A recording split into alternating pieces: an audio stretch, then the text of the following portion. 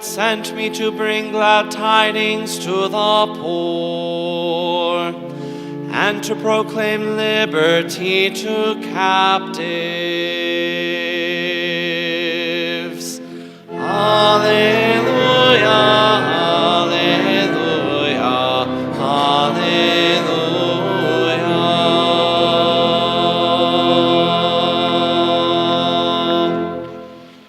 The Lord be with you. A reading from the Holy Gospel according to Luke. Since many have undertaken to compile a narrative of the events that have been fulfilled among us, just as those who were eyewitnesses from the beginning and ministers of the word have handed them down to us, I too have decided, after investigating everything accurately anew, to write it down in an orderly sequence for you, most excellent Theophilus, so that you may realize the certainty of the teachings you have received. Jesus returned to Galilee in the power of the Spirit, and news of him spread throughout the whole region. He taught in their synagogues and was praised by all. He came to Nazareth, where he had grown up, and went, according to his custom, into the synagogue on the Sabbath day. He stood up to read and was handed a scroll of the prophet Isaiah. He unrolled the scroll and found the passage where it is written, "The Spirit of the Lord is upon me, because he has anointed me to bring glad tidings to the poor. He sent me to proclaim liberty to captives and recovery of sight to the blind, to let the oppressed go free, and to proclaim a year acceptable to the Lord."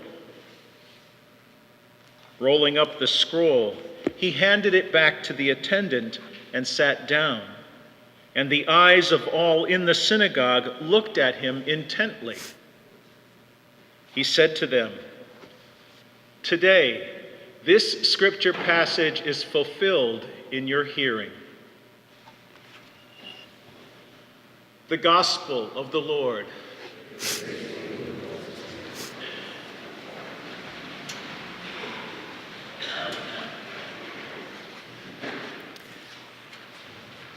I don't know if perhaps sometimes you've noticed when there's a scripture account like the one today from today's Gospel, the central point of the narrative is so obvious that it obscures what the central point really is. And today's a good example of that. And it all revolves around the last verse we heard, where Jesus says, "Today this scripture is fulfilled in your hearing." The point seems very obvious.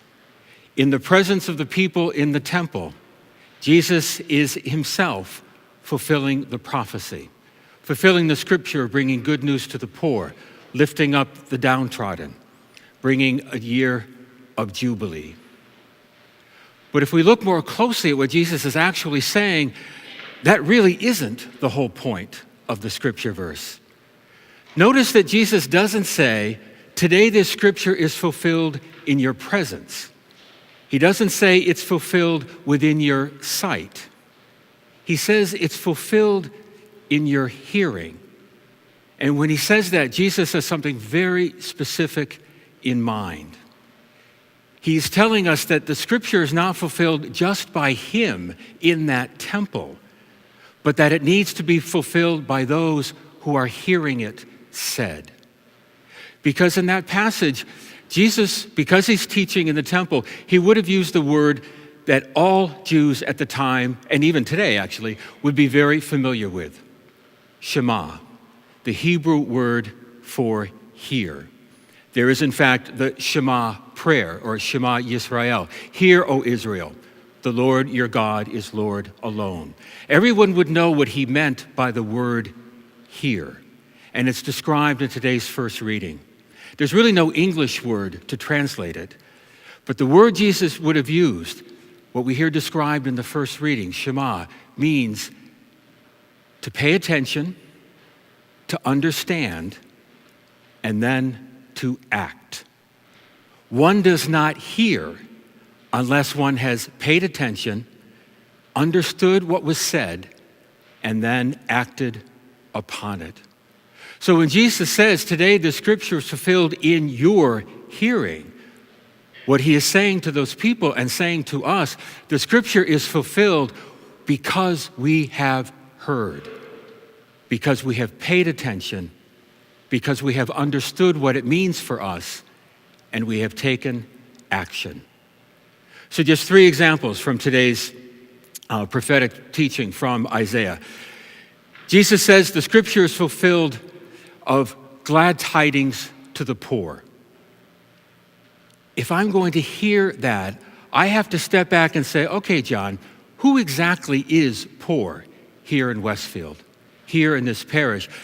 Because it's easy to just think of the poor as this nameless, faceless group of people who are economically deprived. But who really are they? Because I have to figure out, what could I possibly do that would be glad tidings for them?